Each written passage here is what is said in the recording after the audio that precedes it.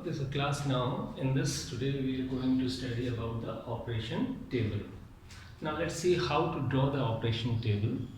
Let A be a finite non-empty set and star be an operation on A.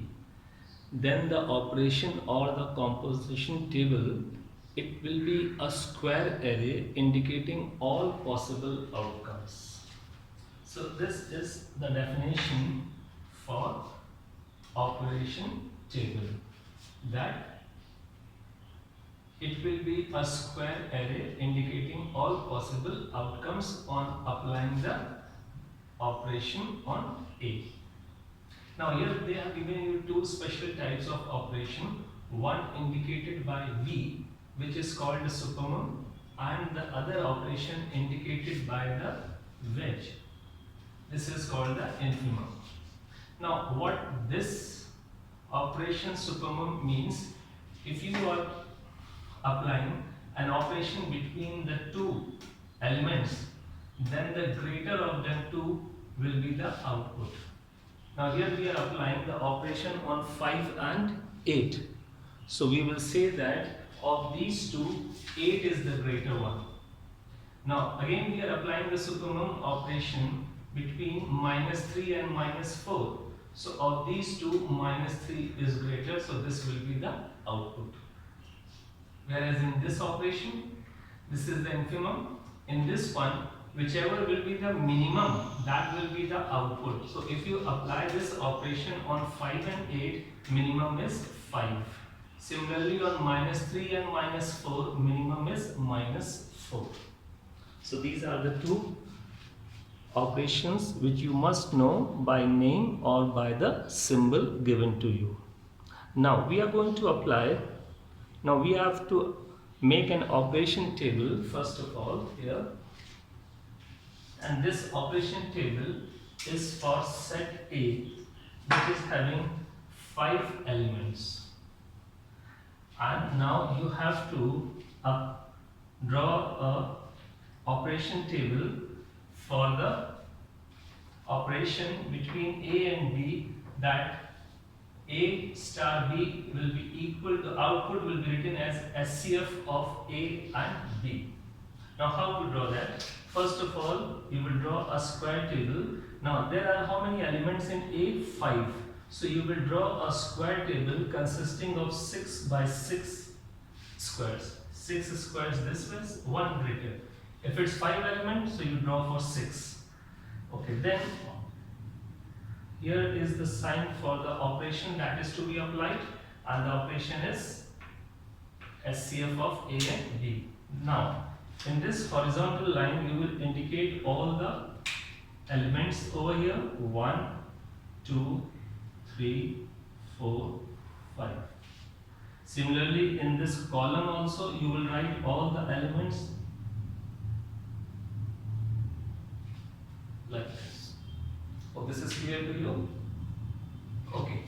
Now, you will apply this operation first of all with A star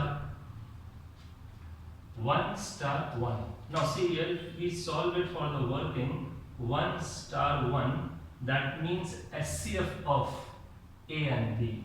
So what will be SCF of 1 and 1? That will be 1. So entry for this column will be 1. Now next we have 1 star 2. 1 star 2, that is again SCF of 1 and 2. So highest common factor of 1 and 2, that will be again 1. So entry for this will be 1. Now you have to take entry for this. Now this is the operation between 1 and 3. So 1 and 3. So again it will be 1. Then 1 and 4 it will be 1. 1 and 5 it will be 1. Now you have to take with 2 for this. See, if you have to fill this entry, so you will take this element and this element. That means 2 and 1. So 2 star 1. So SCF will be 1. Then you have to take for this, you have to take for 2 and 2. So 2 star 2, highest common factor will be 2. Then 2 star 3. highest common factor will be 1. Then 2 star 4, highest will be 2. 2 star 5, highest common factor will be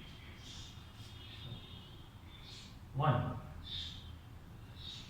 Now next with the 3. 3 star 1.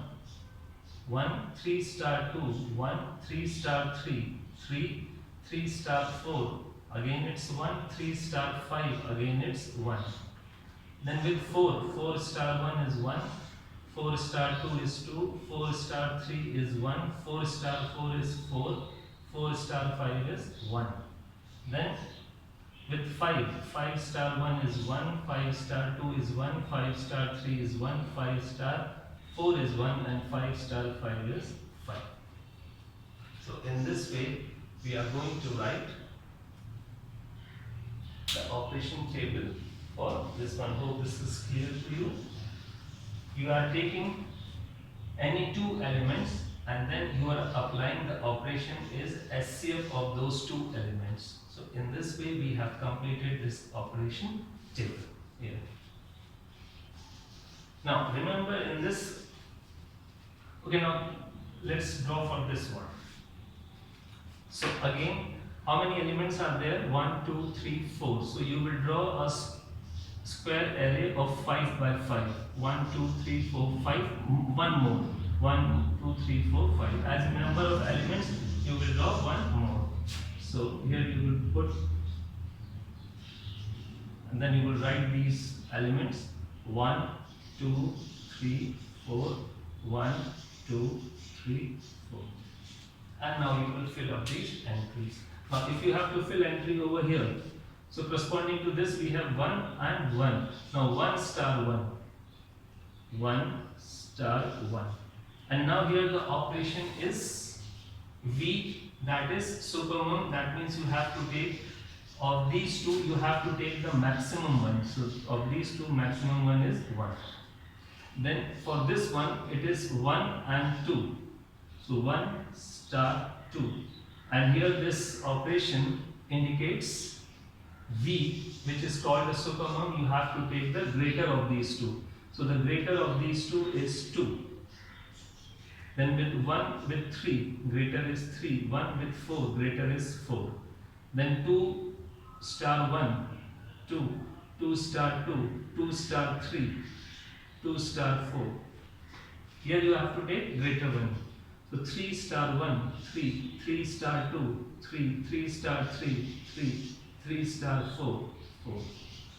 Then with 4, 4 star 1 is 4, 4 star 2 is 4, 4 star 3 is 4, 4 star 4 is 4. Here the operation was greater. So whichever two elements you are taking, you have to write the greater one as the output. So this is clear to you. Now the last one, in this one there are 3 elements, so we are going to draw 4 by 4. First of all you will write the elements horizontally and the elements vertically, and now you will fill up these spaces. Now here it is 1 star 1. For this one it is 1 star 1. So 1 star 1 will give you 1, because here you have to write the wedge one, that is the infimum. That means you have to write the minimum of these two. So 1 star 2 will give you 1, 1 star 3 will give you 1. You have to write the minimum one. 2 star 1 will give you 1, 2 star 2 is 2, 2 star 3 is 2. Then with 3, 3 star 1 is 1, 3 star 2 is 2, 3 star 3 is 3. So this is how you make the operation table for the given operations. Hope this is clear to you. So we have done 3 types of one. In first one there was SCF. Whichever two elements you are taking, you are going to write the SCF of it. In this one we have taken the supermum one. That means whichever two elements you are taking, you have to write the result greater one. And here you are taking infimum. That means whichever two elements you are taking, you have to write the minimum one of it. So this is how you draw the operation table. Now in this we have addition modulo, which is represented by like plus and with subscript m. Now, what is the meaning of this addition modulo? If you have two elements A and B and you have an operation called the addition modulo between them, then the result will be equal to least non-negative remainder when A plus B is divided by m. If the addition modulo is m, so you will divide by m. Whatever will be the addition modulo. Now for example, I will explain it to you like this. Suppose we have two elements 3 and 1, and the addition modulo is 5. We are applying the addition modulo 5 between these two elements. So according to the definition, this will be, first of all, you are going to add these two elements and then you are going to divide it by addition modulo. Here it is 5, and then whatever will be the remainder, that will be the output. Now suppose we add 3 and 1. So 3 and 1 addition is 4, and if you divide 4 by 5, now you will say it cannot be divided, so your quotient will be 0. And when you subtract, so the remainder is 4. So here remainder is 4. Remember, whenever the addition is less than addition modulo given to you, then remainder will be equal to the addition. See here, this was less than 5, addition modulo is 5, so less than 5, so remainder will be there. One more example, suppose you have 2 plus addition modulo 5 with 1. Again here, addition is less than 5, so the remainder will be 2 plus 1, 3. Okay, now let us take one more example. Suppose we have 2 addition modulo 5 with 3. Now here, how much is the addition? Addition is 5. So whenever the addition is equal to addition modulo or more than, then you divide and write down the remainder. So here when you add these two, total will be 5, then divided by 5, and the remainder will be 0. See one more, suppose you have 4 addition modulo 3. So here the addition is 4 plus 3, 7. It is more than 5. So you divide it by 5. When you divide 7 by 5, remainder will be 2. This will be the result. So whenever, remember this point, whenever you are getting the addition less than the addition modulo, remainder will be the addition. But if it is equal to or more than, then you have to divide and then write down the remainder. Hope this is clear to you. Let us take one more example. Suppose you have got 7 plus addition modulo is 6 and you have the number 12. Now 7 plus 12, that will give you 19. Then divided by 6. So when 19 is divided by 6, remainder will be 1. So here the output will be 1. One more example. 3. Now here addition is 5, which is less than the addition modulo, because addition modulo over here is 6 and the total is 5. So whenever addition is less than the addition modulo, remainder is equal to the addition only, because you can check it out. You have got the total 5. Now when you are dividing 5 by 6, how many times will 6 go in this? You will say 0 times. And now you subtract, so what you are left with? 5. Okay, one more. Suppose it's 5 plus 2 and the addition modulo is 7. So 5 plus 2, 7. equal to 7, so you divide it, 7 divided by 7, so what will be the remainder? Remainder will be 0. So this is clear to you how to find the output for the addition modulo. It can, whatever the addition modulo given to you, if the total is equal to or more than, then you do the division. Otherwise, if total is less than the addition modulo, then whatever is the total, that will be the remainder. Okay, now let's apply this over here and find out. Now let's draw the table for this. So here we have 1, 2, 3, 5 elements. So we are going to draw 6 by 6. This will be your addition modulo. You can draw the star, or you can even write it like this, plus, and the addition modulo given over here is 5. See, it can be given this way, or it can be given this way. A star B is equal to A plus B. Now there is a plus sign, so that is addition and modulo 5. So we are going to write the operation like this, plus, and the subscript is 5. Now here you are going to write the elements in the set A horizontally, and then you will write them vertically. And now you have to apply this addition modulo.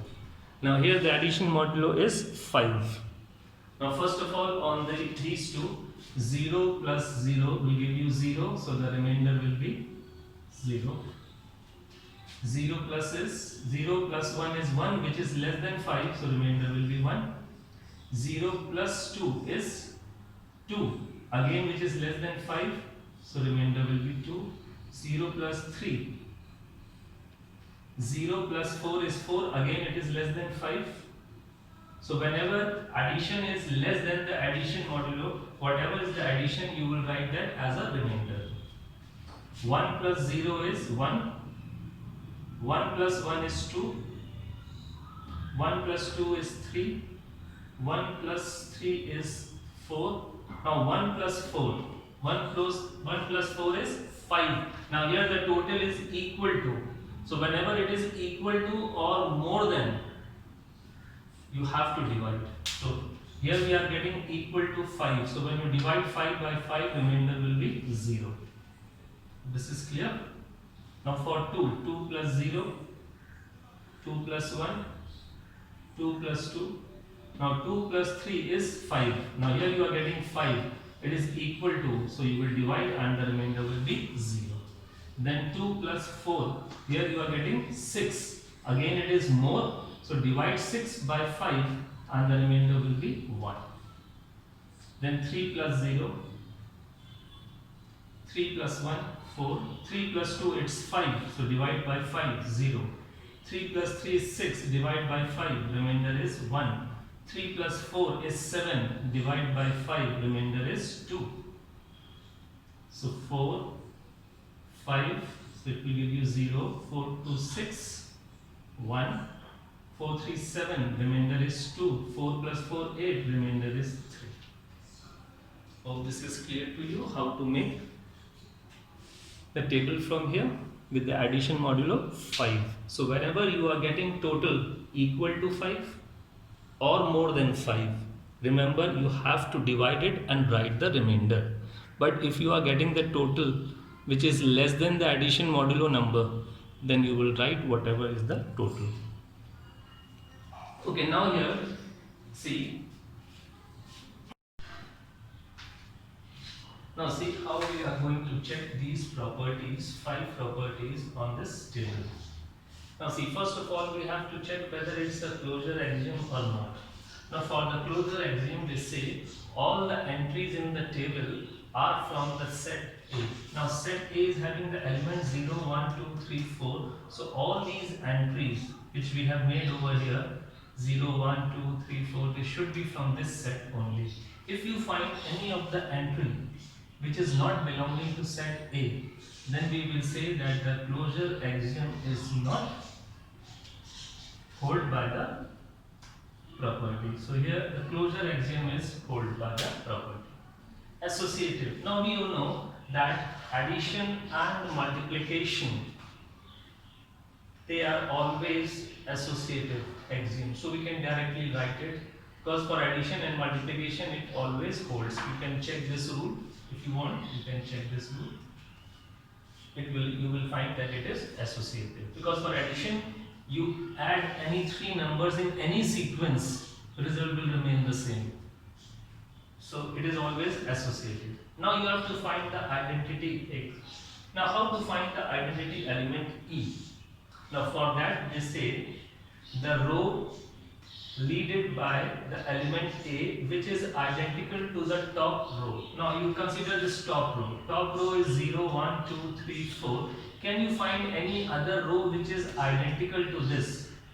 Same order, that means this should be identical. So you can see this one. This row is identical to the top row. Now if this row is identical to the top row, then you see that this row is headed by which element? So you can see that this row is headed by the element 0. See the definition here? The row headed by the element A which is identical to the top row. Now this was the top row.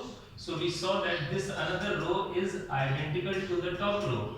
And this identical row is headed by 0. So that means here 0 will be the identity element. So here you can say that 0 is the identity element. And you also have to remember these points, that for addition 0 is always the identity element, and for multiplication 1 is the identity element.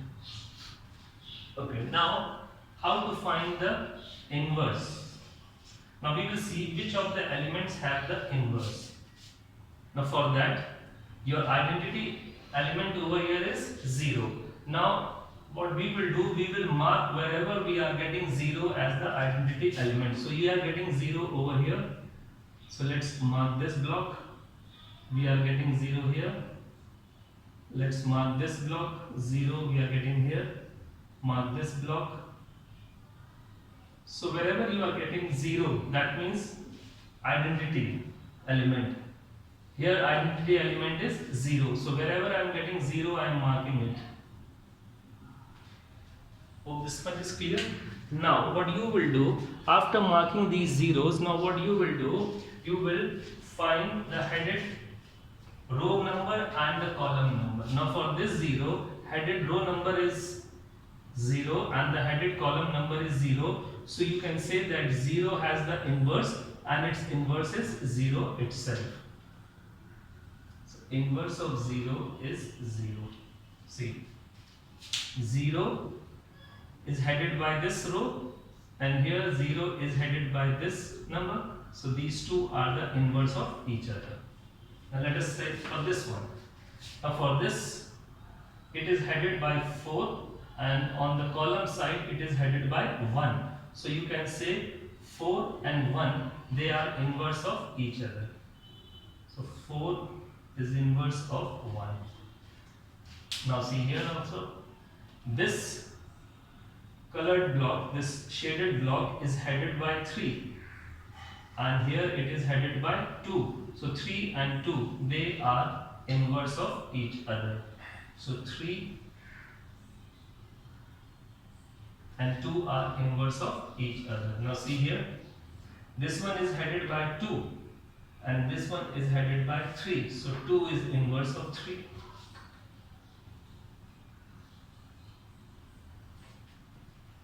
One more here, this is headed by 1 and in the column side it is headed by 4. So 1 is inverse of 4.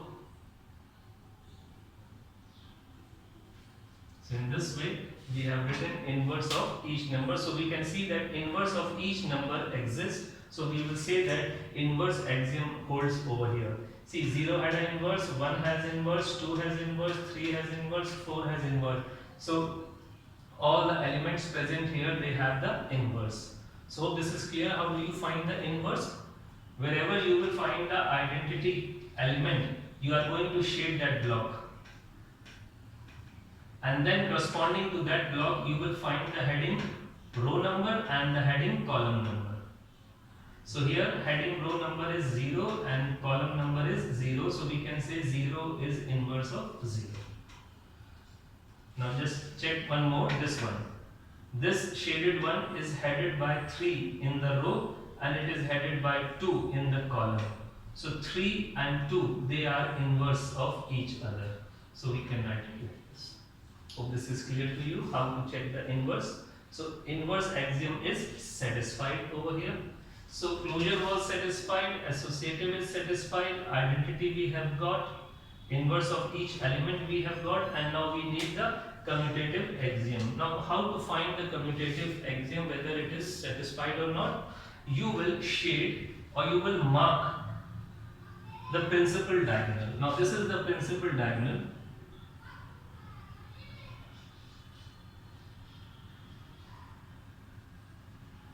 This is the principal diagonal.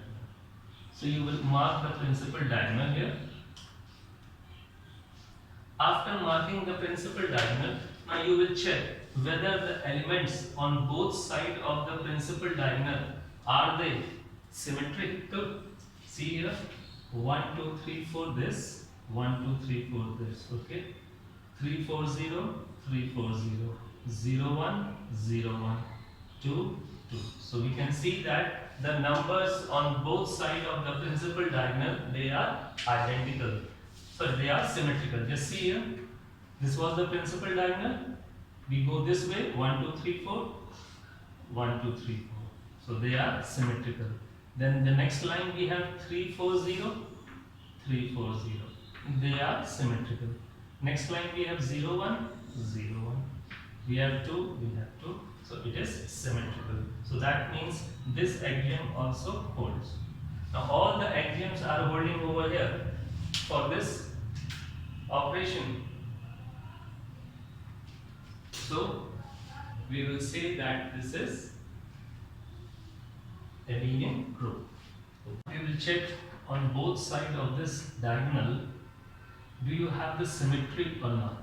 Now see here, we have 2 3 4 5 here, 2 3 4 5 here. Then we have 0 to 4, 0 to 4. Then we have 0 3 0 3, 2 and 2. So we can say it is symmetrical both sides of this leading diagonal. So it satisfies the commutative axiom. So these are the 5 properties which we can check from this table. And how to check these 5 properties? We have written the rules.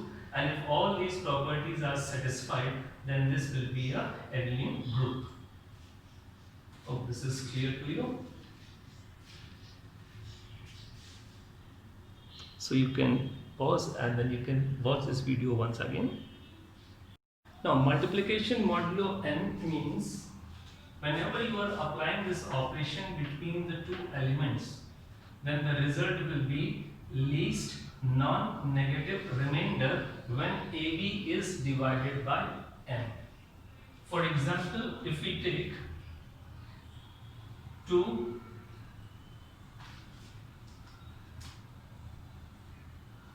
multiplication modulo, suppose we take 6 and we take over here 2.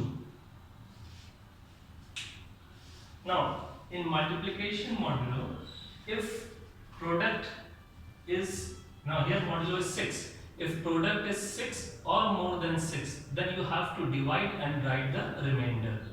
But if product is less than this modulo number, which is 6, then whatever will be the product, that will be the result. So here 2 into 2 is 4, which is less than 6. So you will simply write that result. Now suppose we have 1 modulo 6 with 5. Now 1 into 5 is 5, which is less than 6. So again remainder will be equal to the product only. Now see this one, 3 modulo 6 is equal to 2 into 2.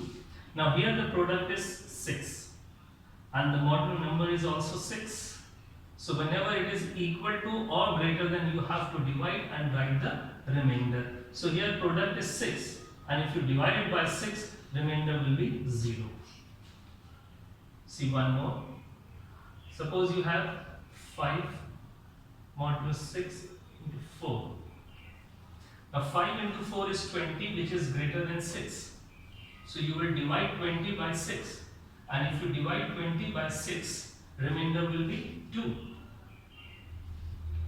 So in this way, you are going to write all the multiplication modulo.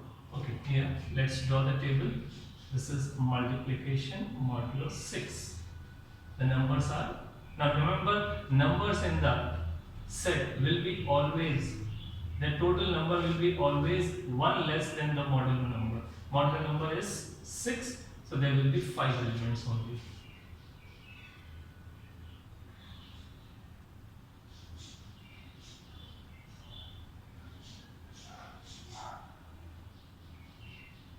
We will write this way 1.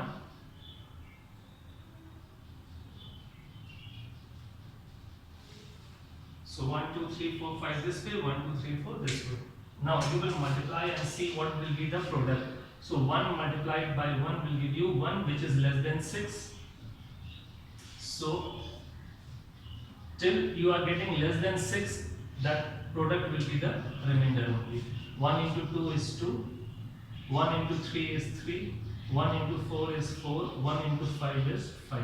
In all these cases, we were getting product less than the modulo number. So, whatever is the product, that will be the remainder. Now, in this one, 2 into 1, 2, 2 into 2, 4, 2 3s are 6. Now, you have got 6 over here, which is equal. So, you divide it and the remainder will be 0. Then 2 4s are 8. Now you have got 8 divided by 6, so remainder will be 2. 2 5s are 10. You have got 10 over here. Again it is greater than 6, so divide 10 by 6 and the remainder will be 4.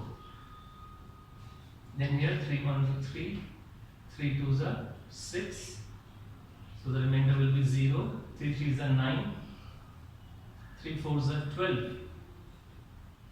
Again it will be 0 because 12 divided by 6, so the remainder will be 0. 3 5s are 15 divided by 6, remainder will be 3. 4 4 2s are 8, remainder will be 2. 4 3s are 12, remainder will be 0. 4 into 4 16, remainder will be 4. Then 4 5s are 20, remainder will be 2.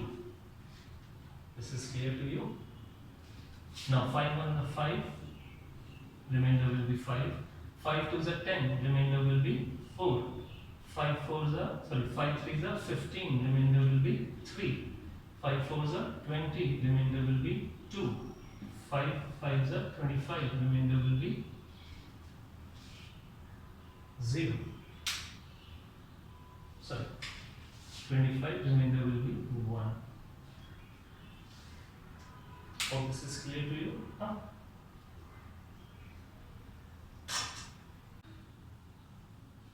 You can say it does not hold it.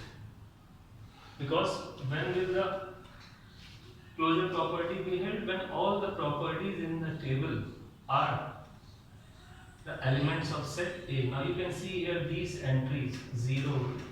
It is not in the table, so the closure property does not hold. Second is associative property. Now we know that for addition and multiplication, associative property will always hold on a set. So you can directly write it that associative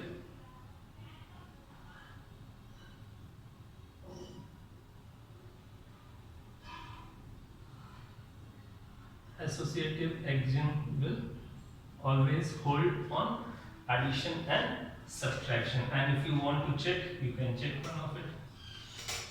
Then we have to find for the identity axiom. Now here how to find the identity element.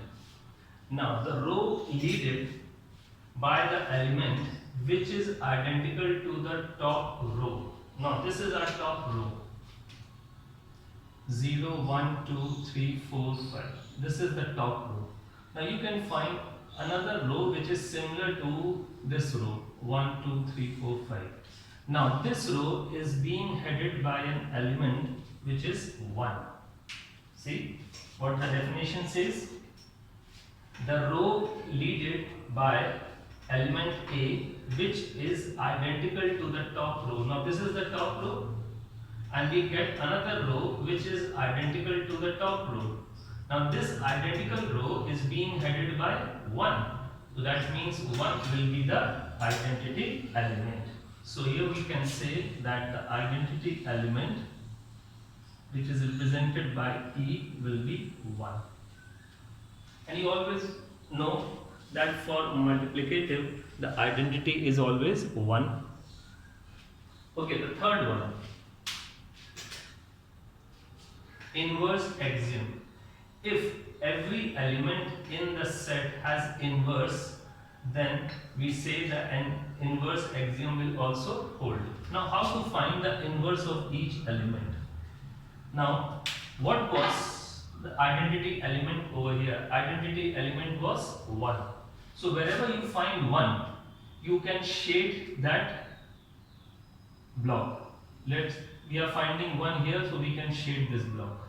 We are finding 1 here, so let's shade this block.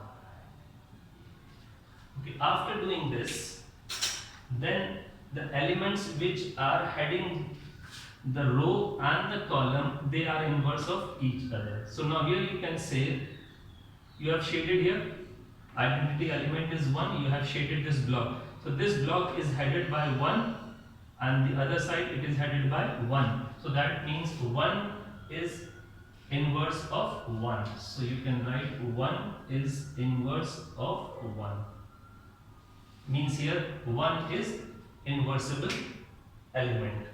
Now wherever we are getting 1 we are getting over here. Now this 1 is headed by 5 in the row and it is headed by 5 in the column. So again there is one more element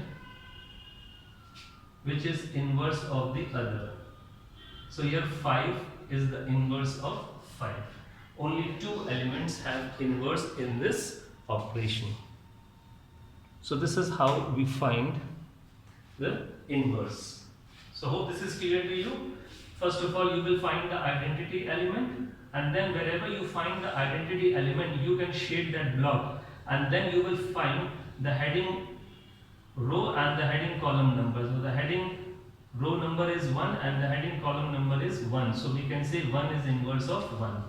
Here we are finding 1. So 1 is having the heading row number 5 and 1 is having the heading column number 5. So 5 is inverse of 5. Only these 2 elements. Now what fourth is commutative. Now how to check whether it is commutative or not? What you will do, you will draw the leading diagonal in this table. Okay, so this is the leading diagonal in the table. We have drawn the leading diagonal in the table, and now you see